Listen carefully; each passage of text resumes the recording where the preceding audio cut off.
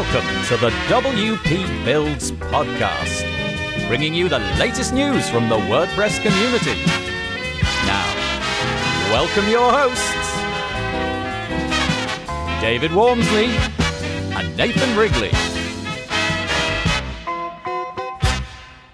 Hello there, and welcome once again to the WP Builds podcast. You have reached episode number 332, entitled Transitioning from Clients to Products in WordPress.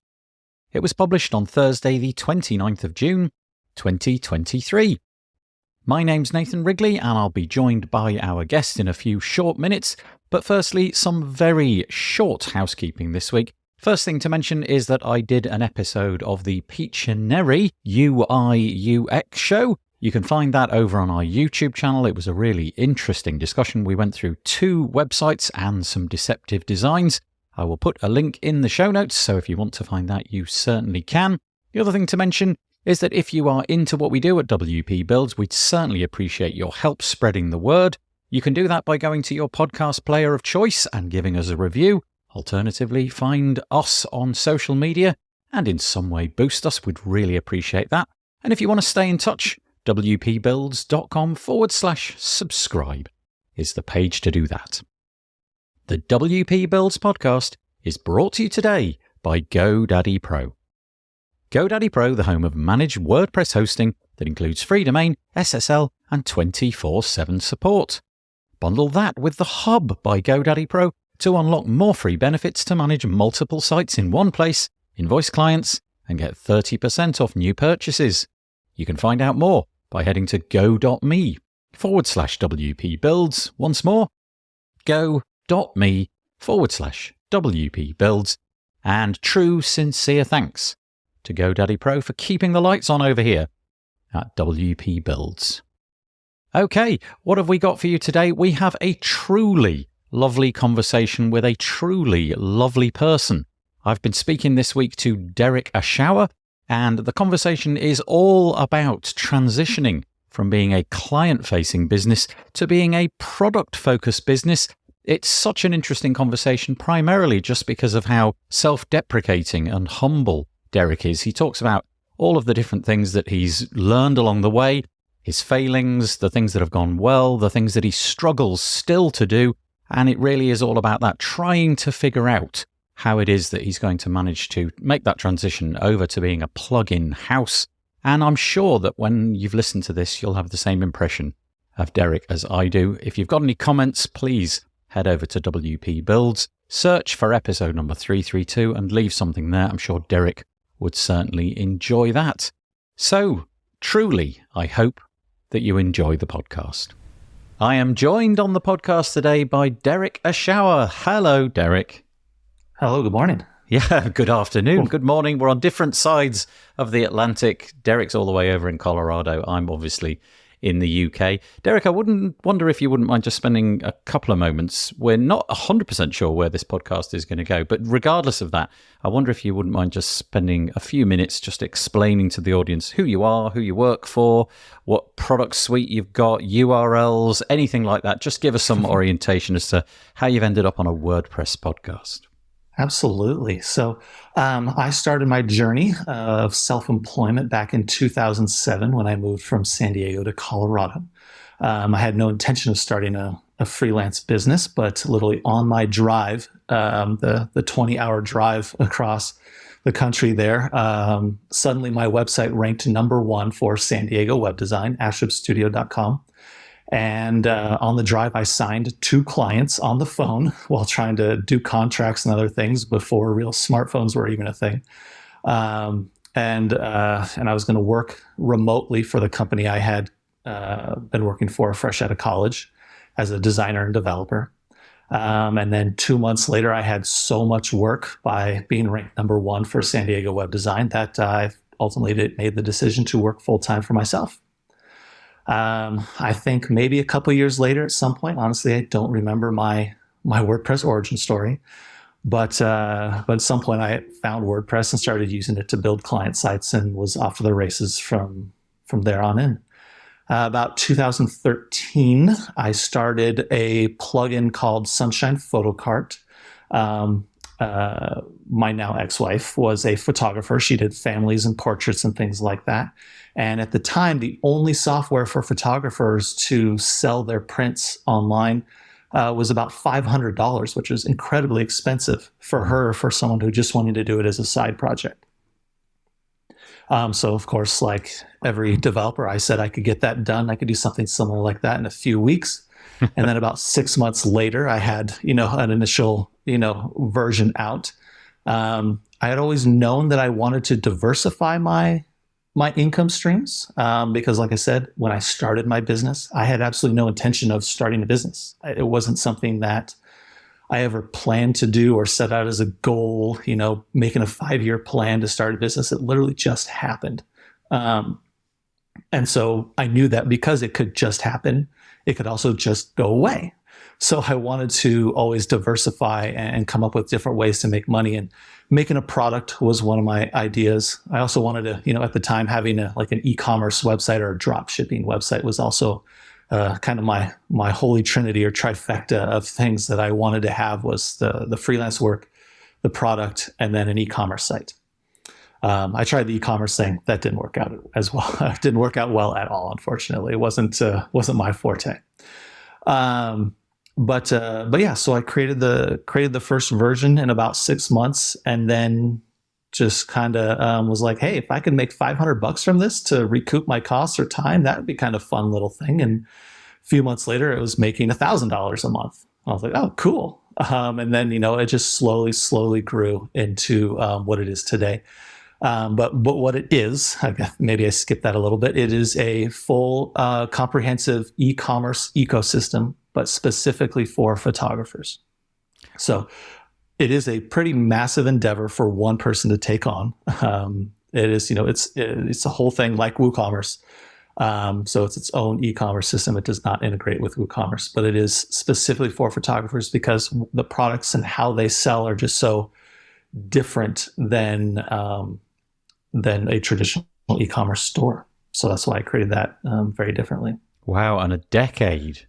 Check it out, a decade has gone past since then. Yeah. Who would have thought, though, all those years ago when you were sitting there creating it, roughly $500 and a couple of weeks, as you thought, which turned into many, many months. Who would have thought that it would, be a thing which you'd still be curating 10 years later? Can I just go back, though? I want to drill into this SEO piece. This Sandy. Okay, so even in 2007, SEO was hard. I mean, I know it's definitely harder now, but back then, I still think it was quite an achievement to get to the top of SEO for San Diego web design. That probably was fairly difficult to do. What happened there? How did you achieve that? So it's obviously, since I had no purposeful intent of targeting that at the time, I can only guess as to what worked. Now, this is 2007.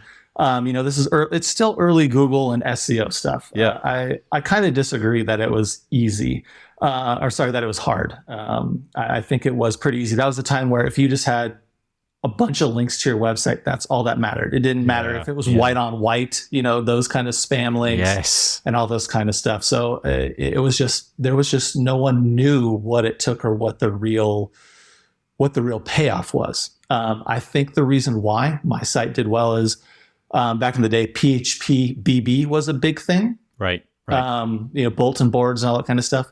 And early in my career, when I was trying to learn how to do stuff, I created some open source things. I created some themes for PHP BB. And in the footer of all those, I had Made by Ashweb Studio. And a couple of those themes got picked up by several thousand PHP BB. That's a terrible thing to try and pronounce. A couple thousand different forums. And so I had a couple thousand links to my website instantly. I wrote an article on SitePoint as well, which was a pretty popular one. I think it was called something along the lines of Designing for Clients Made Easy. So that was a big reputable website that was linking back to my site. And so it was just a lot of natural link building at a time, I guess, whether you call forum footer links natural these days. Yeah. But there was a lot of, link building going on, and I'm pretty sure that was how it happened.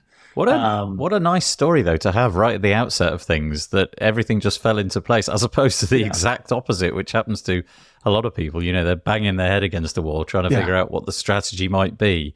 And yet you just stumbled into it. And even back then, it would appear in 2007, even though you didn't really intend to get those keywords, the mere fact that you did get those keywords meant that you were suddenly really busy. It's a great bit of serendipity.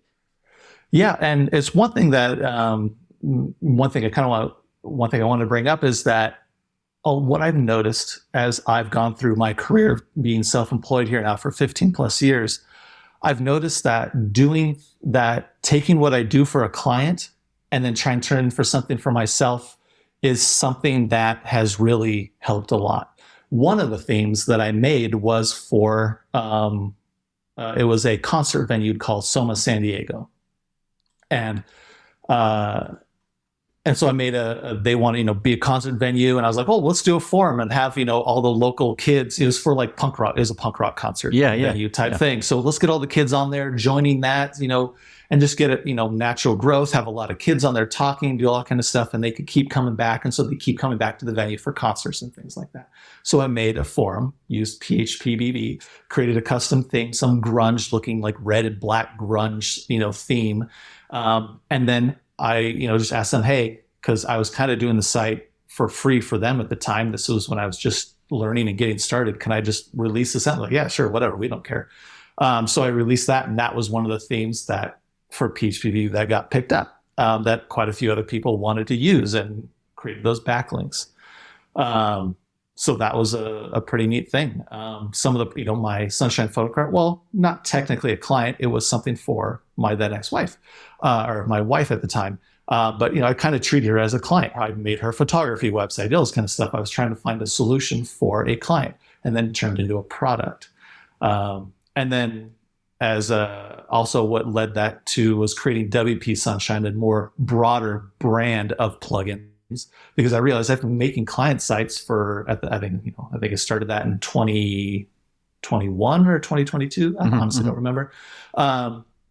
Was like, I've been making all these things for clients for so many years. These could easily turn into plugins.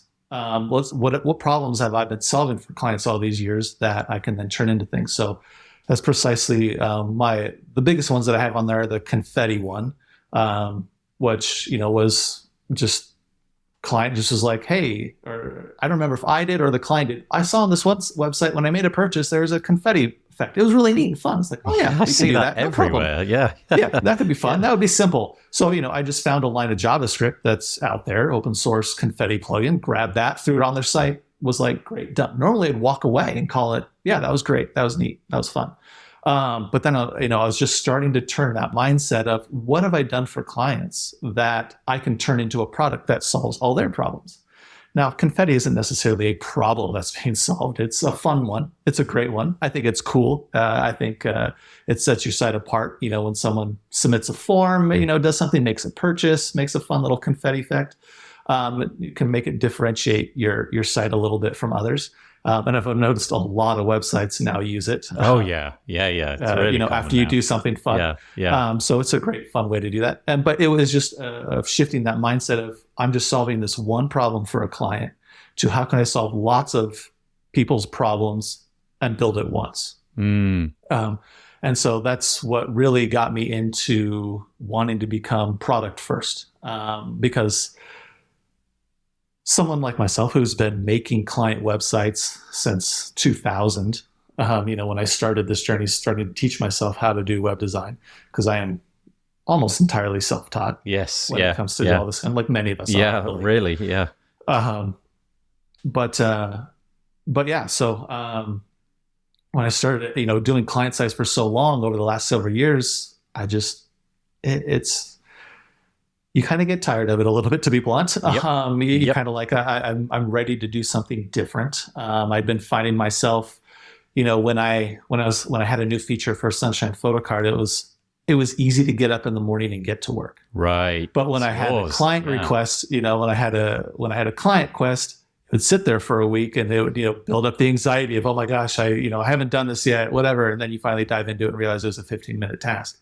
But I realized there's a lot of client work that most of my client work has turned into anxiety inducing work, because it's just not, the passion's gone. There's no desire for it. It just becomes more stressful, and then it's harder to do. Yeah. And it's not as exciting. And so I've been trying over the last 2 years slowly of making a plan of how can I become product first? What does that look like? And all this kind of stuff. So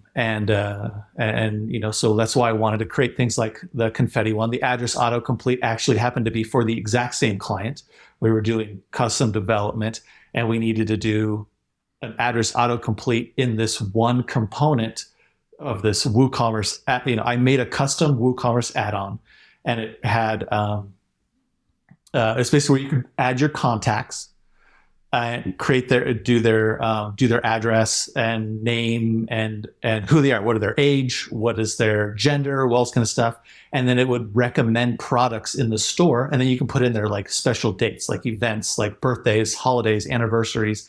And 30 days beforehand, it will email you recommended products for this person based on their age, their gender, and their relationship to you. Oh, that's nice.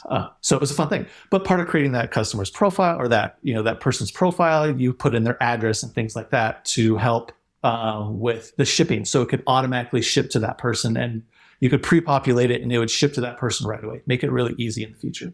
Well, part of that, there's all kinds of address autocomplete things specifically for WooCommerce checkout process, but not in my custom add-on.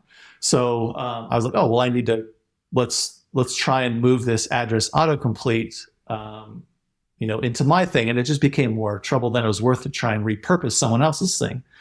So then the way I built it was, well, all you need to do is the CSS selectors for the start and the CSS selector for where it populates. Done. Mm-hmm. That was the easiest way to build it, because I had it it just ended up being the easiest way to build it. And I go, well, with another couple hours of work, this is now a plugin, to just a settings screen to define what are those CSS selectors. So that literally was after I did the custom client work for them. I think I spent maybe 4 to 5 hours, and all of a sudden it was a plugin. And then now I can sell that and do all that kind of stuff. Is it making me tens of thousands of dollars a month? Absolutely not. It's a very small, very niche, thing. But it's absolutely paid for itself many times over in my time to do that. Even at my hourly rate, I've made more money off that than the 5 hours that, if I had done that at $100 an hour. So can I ask, I've got 2 questions, but the first one I think ought to come first, and then we'll tackle the second one. The first one is, at what point you may have covered this in your bio at the beginning, but I didn't pick up on it. At what point did you decide that WordPress, because obviously you've launched into plugins in 2013 with your Sunshine Photo Cart product and whatnot. At what point did you decide that WordPress was the thing that you were going to work with? And then we'll go on to the second part, which is really how easy has the transition away from client websites to product websites been, and we'll dig deeper into that. So yeah, first question, when did WordPress come onto your radar as the thing to use? Was it because it was sort of spiking? Because back in 2013, I get the feeling that really it could have been WordPress, but it could have been a bunch of other CMSs as well. There was Drupal floating around, and there was Joomla. And I think WordPress was probably winning at that point, but it really felt like it could have gone in all sorts of directions. Yeah, like I said, I don't remember my WordPress origin story. I remember looking at, evaluating those things for client work mostly, and looking at Joomla, looking at Drupal, looking at WordPress. And I think in the end, ultimately, it was just ease of use at the time. That WordPress was just by far the easiest to use. I could not figure out Drupal at the time, so I just moved on from that. And didn't try it. Joomla was definitely very popular. It's kind of, bringing back some memories of a few things, of taking on some clients who are like, oh, our site's currently in Joomla. Can you work with that? And then diving into it, trying to figure out how to edit some text and being like, no, I can't figure this out. So it just was the easiest to use. And I think like that's why many of us and why it ultimately has won the wars, so to speak. I feel that story is played out 1,000, 10,000, 100,000 times. It was just in my case, I was using Drupal a lot, and it really was a case of Drupal went through various iterations, and they're not backwards compatible when they go through their point releases. So 6 to 7 breaks, 7 to 8 breaks, 6 to 6.1, fine. But I just got fed up of that, and then I came over to WordPress, and it was kind of, wow, okay, it's been going for many, many years, and nothing really has broken over those years. And still, broadly, that's the case. There's a big commitment to that. So yeah, very, very easy to use. And it was easy on the eye as well, actually, I thought, for clients. I thought they'd done a great job in the UI, the admin UI, which actually in many ways hasn't really moved on since then. Maybe it's time for a bit of a refresh there. But I have... Go on, you carry on. I was going to say, I have some client sites where I designed and built their site on WordPress over 10 years ago, and I have not touched the website. Not even to, like, the only thing I've done is, I think, because back then, even making the site responsive or mobile friendly wasn't a thing. It was so old. The sites are so old that we didn't even think about it back then. And I think that's the only change I've done, is to gone in and, adjust them a little bit to be mobile friendly. But other than that, they've literally run on cruise control, and I don't log into their site except for once every couple of years when they say, hey, can you maybe tweak this one little thing or something? But I'd never touch it 12 years later, and the site's still going just fine. Keeps going. Yeah. Backwards compatibility is a real thing. And I think it's been worth every ounce of angst from the core developers to keep it that way. Okay, then moving over to the transition from building websites to the product. I'm going to bet that there's almost nobody in the audience listening to this who at some point, if they're building client websites, hasn't thought, okay, I've got an idea for a plugin, and whether they've implemented or not is one thing. You've obviously made that leap, but how has it been? You've been at pains to point out that quite a few of them. The confetti one, as an example, it's a bit of a pet project. It's a bit of fun. You enjoyed it, but how has that been? My understanding is that you embark on it. There is an expectation that you'll perhaps get some success, but also equally, there's very few runaway successes. Either you've got an amazingly novel product which everybody wants to get a hold of, or you're probably getting into a fairly competitive marketplace. You mentioned that for Sunshine Photocart, that really wasn't the case. You were pretty unique. So that was kind of nice. So yeah, just talk us through where you're at the moment and how that journey has been, whether you've managed to ditch all the client websites, or is it still 40-60, 50-50? Yeah. First thing to say is that if anyone is listening and they're hoping to, I'm gonna listen to Derek, he's gonna tell me exactly what to do, I have absolutely no answers. I say that a lot. That I don't have the answer, and I'm still on the journey of trying to understand and figure it out. I feel like I have some good ideas of where to go and what it will take, but the one thing I feel solace in, and when I'm on Twitter and hearing other people talk about it or interacting with other people, is that there are other people having similar struggles, and I'm not alone. So it is a very common, frequent journey to get stuck in a certain point. And where I'm basically stuck is it's like a comical video.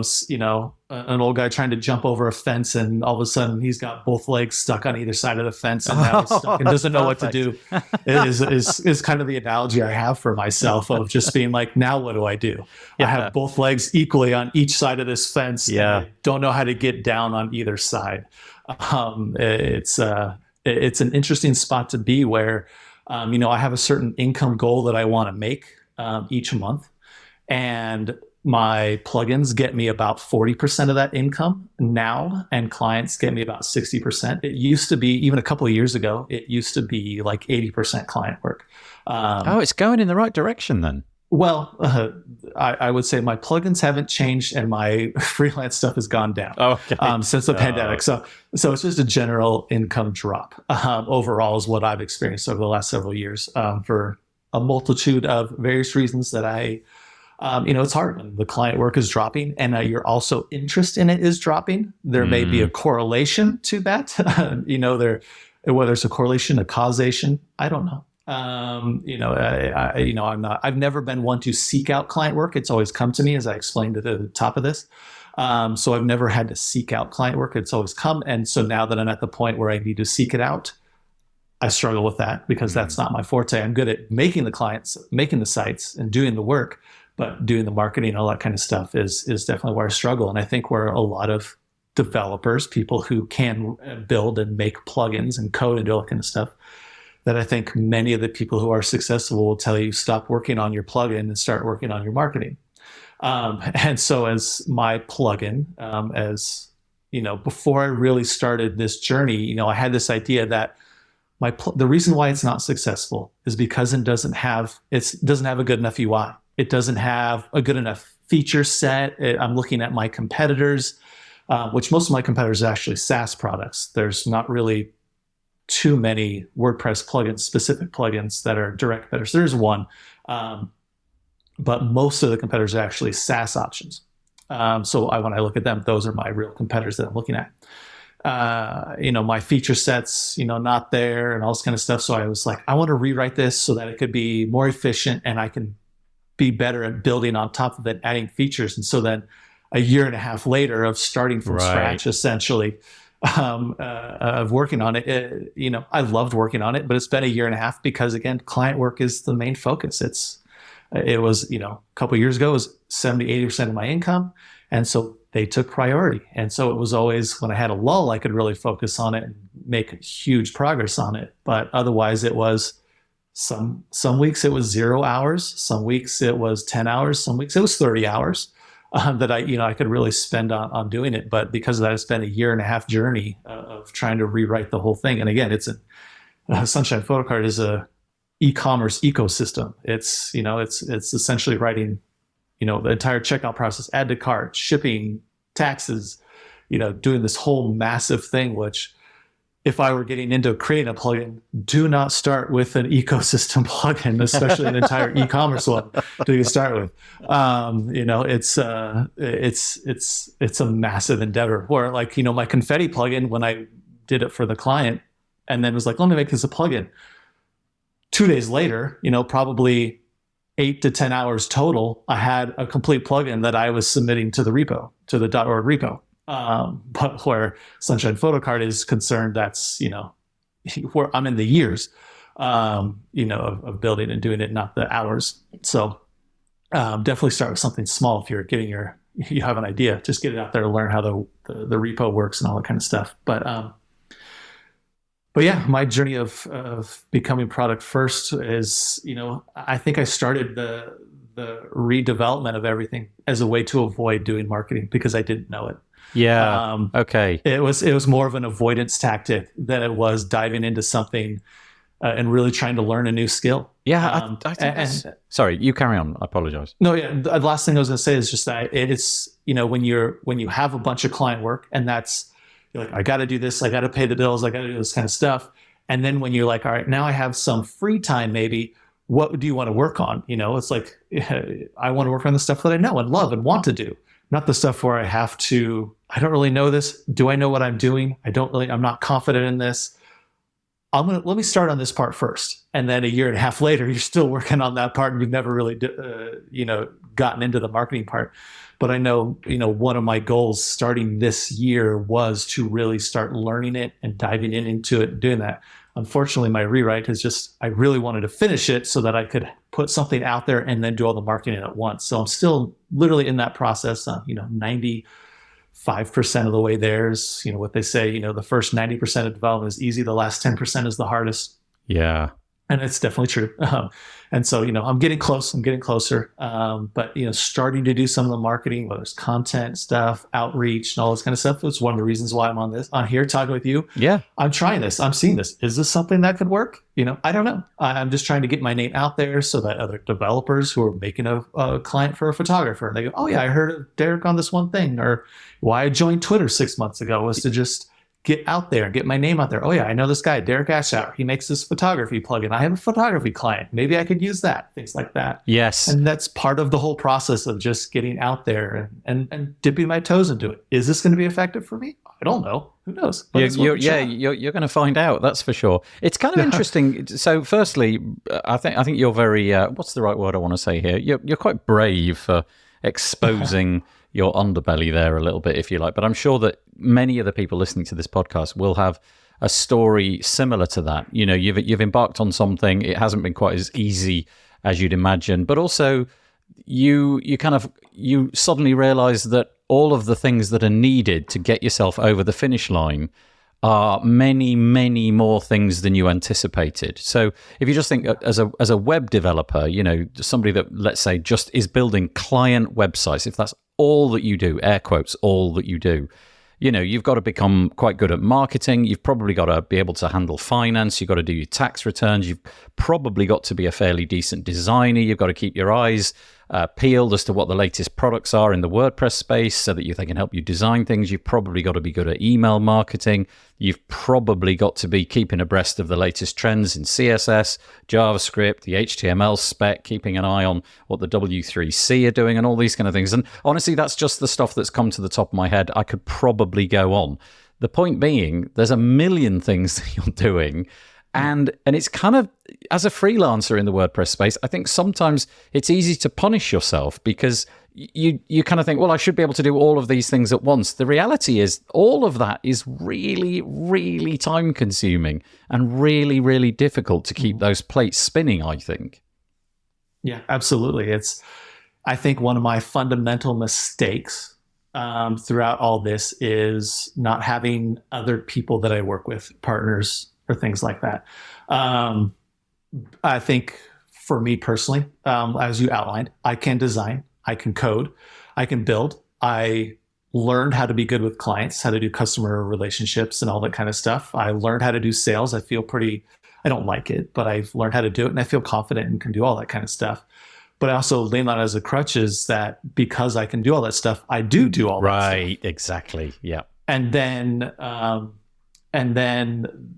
I fell into this, which I imagine, I don't know, honestly, I'm still getting myself out there. I've worked for myself for 15 years now, or over 15 years, that I don't really have too many connections, even in our, as a web developer, whether locally or internationally. And why, 6 months ago or 8 months ago, I joined Twitter. Let's try and broaden my network. I've literally worked for myself in my own little silo for so long that I don't have too many connections. And then when I started being, saying like, hey, client, I don't want to take this on, but let me refer you because I want to start being product first. I was like, who do I refer you to? I don't even know people. So it was like, who can I suggest and things like that.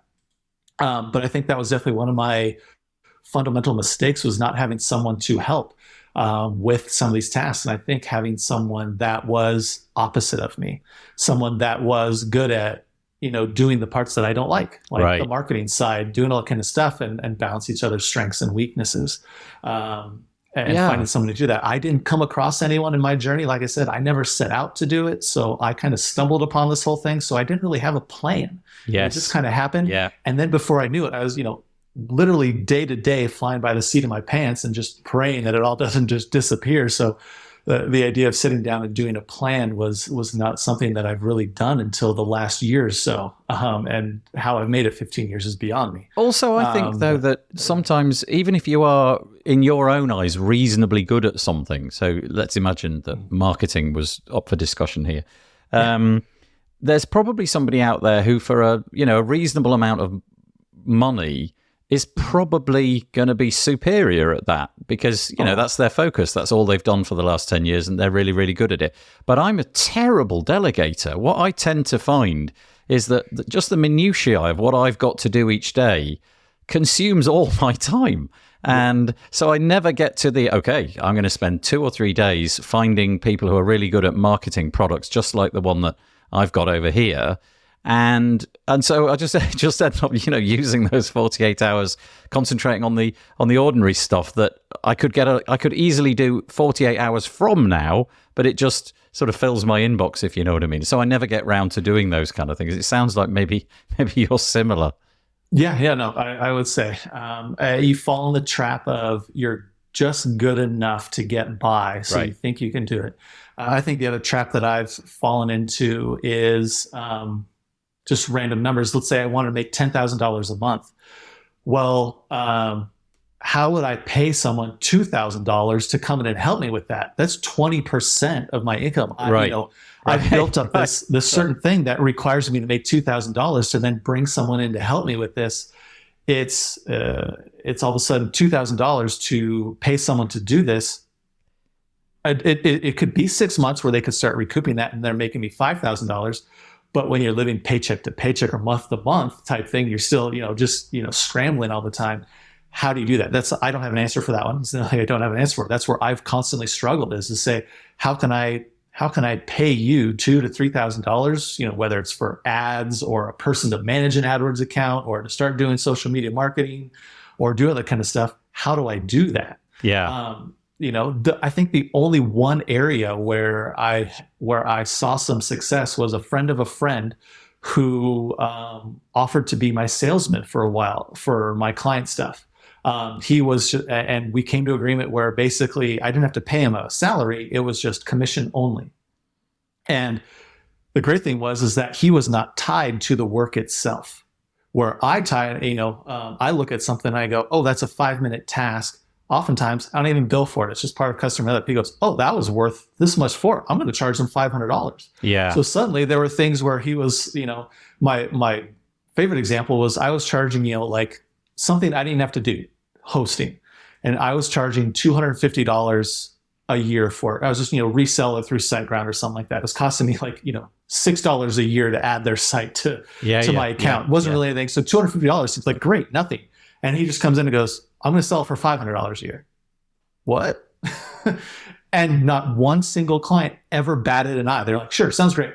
So he just instantly doubled my income on hosting. Yeah. And so, there's definitely people who are going to be better at that, who separate themselves from, the minutia of things and all this kind of stuff. And to me, that's the only area where I found where it was easy to bring someone in to increase. That's on the client side, of course. Bringing someone to do sales on a product thing, it's kind of hard. It is remarkable when you but come across somebody that can do something like that. And the expectation is, well, let's just see what kind of calamity that's going to create. And then when it turns out to not create a calamity, you're of course thinking, well, why didn't I do that years ago? There's tens of thousands of dollars.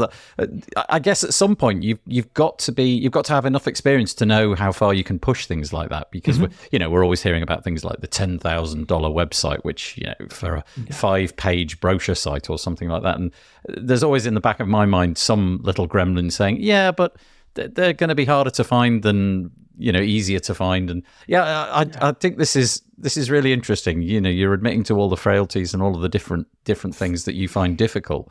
So where are you right now with it then? You've got this product. Let's talk about that one in particular, Sunshine Photo Card. You've explained that it's a marketplace for, you put it on your website and it becomes your own marketplace for selling your own digital assets, which in this case is photos. I don't know if it does other things. Is that the one of the products that are listed on your website, which I will link to in the show notes? Is that the one product which is the most profitable? I noticed that you've got that higher than all the others. It's the first product that you list. Is that the one which is doing the best, air quotes? Oh yeah, by far. Yeah. Yep. Income-wise, everything. It's been around for a very long time. The other ones are very, you nailed it. The confetti one is a fun project that, if I make a few bucks on it, which I do, a few bucks, it's great. And the other ones are just kind of some free ones that I've made. Again, client projects that I just said, there's no way to monetize. This is just a useful tool I found in my way of contributing back to an ecosystem, the WordPress ecosystem, and offering something to help someone else as well. But yeah, Sunshine Photo Card is by far the largest one. Again, it's not enough. I'm still on my journey. It's not enough to sustain me, to make the income that I want to do it full time. That's still my goal and my journey. My hope is that I can do that in the next, 6 months to a year. It's definitely taking longer than I ever expected. Because I'm still trying to learn. What is it? Things that I'm trying is, we talked about the hosting thing and just doubling the price, and all of a sudden no one batted an eye. So, I'm going to be, some of the things that I'm going to be trying with Sunshine Photo Card is nearly doubling the cost of it. It is an entire ecosystem in one single plugin. If you go to WooCommerce, and WooCommerce itself is free, but you go for a client trying to set up an e-commerce store to sell their hats, and they could spend $500 to $1,000 in plugins a year. Yeah. Well, my plugin's $149 right now for an entire thing, which for a photographer could make up 60, 70, 80% of their income can come through their print sales. And this is the tool that they use to do that. For photographers, they can make, a few $100s in a session. And then honestly, they can make $1,000 in sales, so they can make $1,500 from, doing a session with a family. And a small portion of that is the session. And most of that could be in print sales. So trying to really, some of my goals are trying to, price it accordingly and get across to people that this is a plugin that you are going to make most of your money with. So it's a big thing and a good thing to invest in. And here's the reasons why it's worthwhile. It has all these features, my support and all this kind of stuff. And it'll earn your money back in one session. So this is going to be something that you recoup your money back really quick, even if it is double the cost of what it is now. Do you, I hang out in the WordPress community because that's where I need to hang out, given what I now do, which is basically creating content around the WordPress ecosystem. I'm just wondering, do you find yourself hanging out in photography places, attending real world photography events and online Facebook groups that are all to do with photography and all that? Is that a strategy that you've deployed?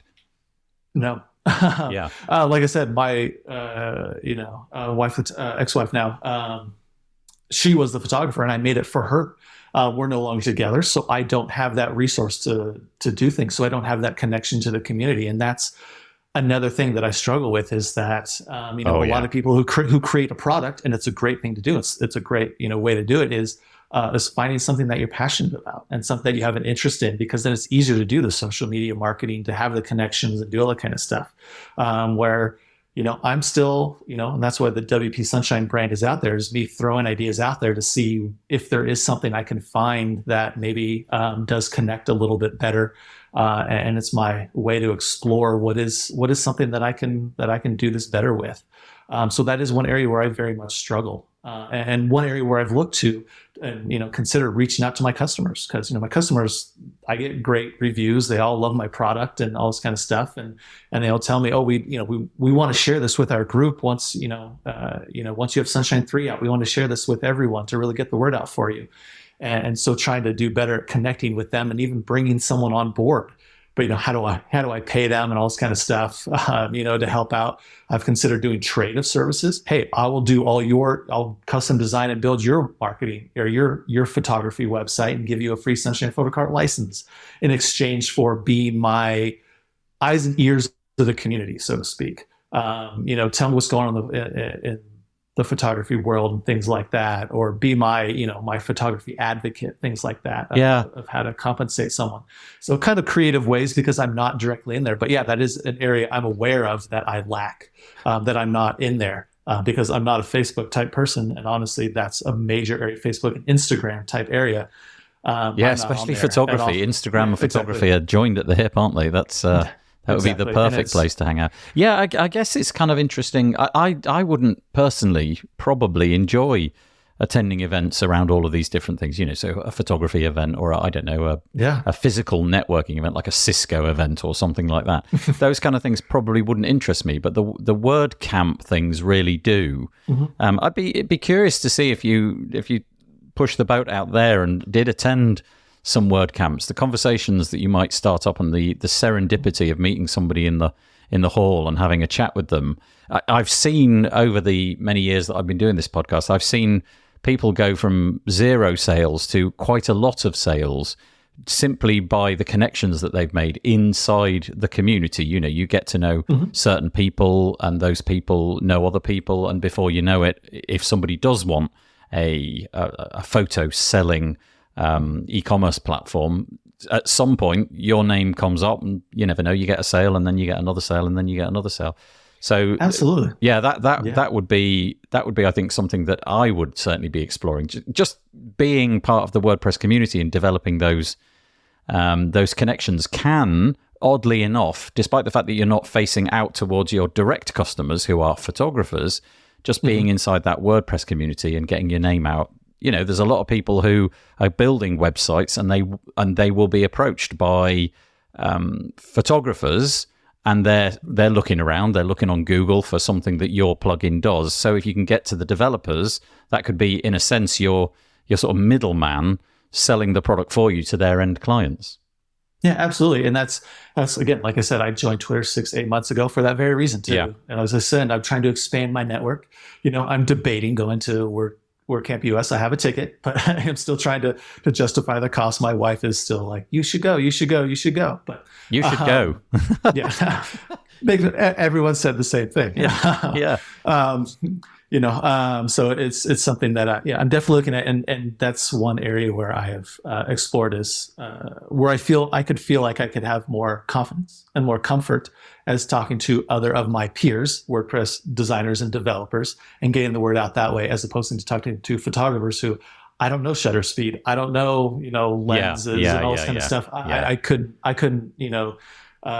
chat with you on these other types of things and stuff like that. So. And that's kind of where I'm going to try and do that, unless I can find someone. I think you'd get a ROI on that pretty quickly. Actually, yeah. I'm just guessing that you would, but it does take that initial step. Just to put your mind at rest, I have literally yet to meet anybody who, at the end of a WordCamp, has had a really negative experience. I mean, maybe they didn't like the food or something, and they've got that to grumble about. But there's almost nobody who attends these events who thinks, well, that really had nothing for me. That's my experience anyway. Maybe I'm reaching out or meeting a select cohort of very positive people, but that seems to be the sort of the way that people's brain is wired when they leave is, well, that was good. I met a bunch of people. Who knows what will come of that? And it is, I keep using the word, but serendipity does play a big part in those things. How are you finding the transfer of your constituents, if you like? So previously your they still are by the sounds of it, your constituents were clients, and now you've gone over to the constituents of customers, in this case, buying your plugin. How do you manage things like support, and do you allocate dedicated time to support for the plugin and updating the plugin, or is it just when you can fit it in still?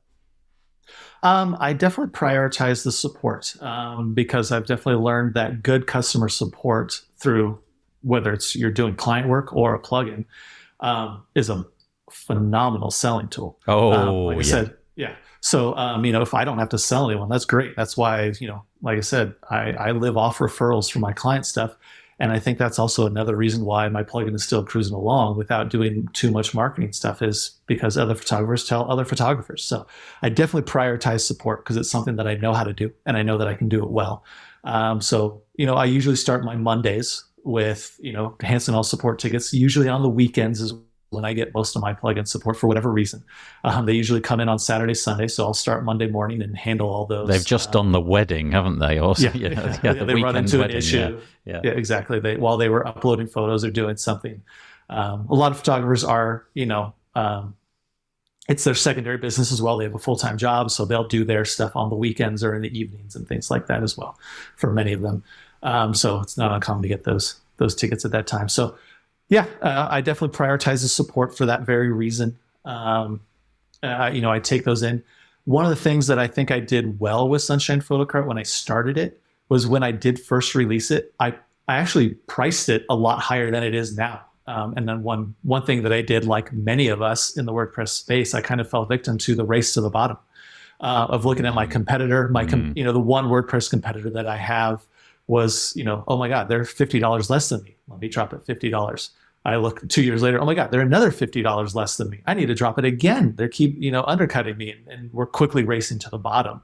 And that's why one of my points was to be like, no, I'm done with that. I need to price what it's worth and not what my competitors think that are in what we should be doing. And we're all, making pennies of what we should be doing in this entire, don't get me started on that whole thing. That's a whole other topic of this race to the bottom that we're all doing. Whole series of podcast episodes, right? Exactly. There. Yeah. But really kind of bringing that back up to selling what it's worth. So handling support is definitely an important thing, and making a priority. I do still try and make it a priority, but because I sold it really high when I first started, I eased into the number of customers that I have. And that allowed me to then learn where the pain points were in using it and where it can be improved and where to write documentation for and all this kind of stuff, and how to handle support. And I kind of, because I kept the customers small, and because they're paying me a lot, they were invested in it. So they were good quality customers. They were willing to stick around and stick through me with some things as I learned on the fly a bit. I kind of have all my processes down now. And when I get the same support ticket 5 times, I go, okay, it's time to write a documentation article or fix the underlying issue. And because the plugin's been around for 10 years now, most of the things are solved. So most of it's around, unfortunately dealing with EDD subscription issues and licensing things and stuff like that. Yeah. That's most of my support ticket issues now. So I've been able to get that to be pretty minimal at this point. Well, it does sound like you've definitely made the right choice ultimately. You would like to swing away from clients into products. All I can say is that hold the, keep chasing that dream, because there are a lot of people in the WordPress space who I've come into contact with. Although I've not quite had a conversation as yet with anybody. Well, that's not true. I have, but not typically at this part of the journey. Usually they've got something and it's up and running and it's what they do for a living entirely. So what I would say is just keep going with it. And if you do stumble upon any wisdom, that, keep deploying that and let everybody know what you've done. But also, I'd be curious to, if anybody's listening to this podcast and has any advice for Derek. I hope you're open to that, Derek. It would be interesting. We'll obviously post this on our website. I don't know exactly what episode number it will be, but in the preamble, I will let you know what episode you've got to search for. If anybody's got any thoughts, you could drop something into the Facebook group, just little snippets of advice that Derek could assume. That would be helpful. I hope that's not out of turn, Derek. No, that's the whole reason why I'm on here. I'm looking for a lot of stuff. I have some things, like I said, I know what has worked, what's helped me, and stuff like that. But we're always on a growth journey, and I'm very open to all those kind of things. Yeah.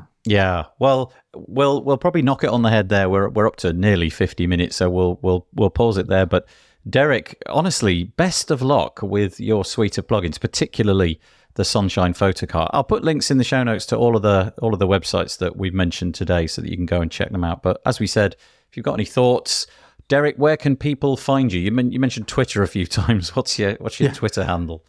It's my name, Derek Ashauer, Ashauer, and yeah, you can find me on there. Okay, perfect. And do you want to mention an email address? If you mention an email address, it will likely get transcribed, so it will end up on a website. So maybe not.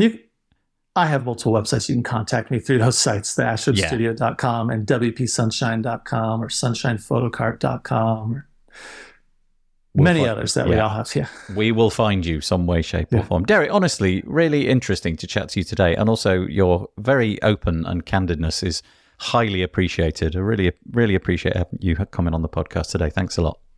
Sure thing. Well, I hope that you enjoyed that episode. It was an absolute pleasure chatting to Derek Ashauer. Maybe you thought the same way too. If anything in that episode resonated with you, or even if you just want to lend your support to Derek and all that he's doing, head to episode number 332 on the wpbuilds.com website. Use our search facility to do that. And perhaps leave us a comment there. Let Derek know that you understand what he's going through. And you never know, you might even be able to offer some support or guidance. The WP Builds podcast was brought to you today by GoDaddy Pro. GoDaddy Pro, the home of managed WordPress hosting that includes free domain, SSL, and 24/7 support. Bundle that with the Hub by GoDaddy Pro to unlock more free benefits to manage multiple sites in one place, invoice clients, and get 30% off new purchases. Find out more by going to go.me/WP Builds.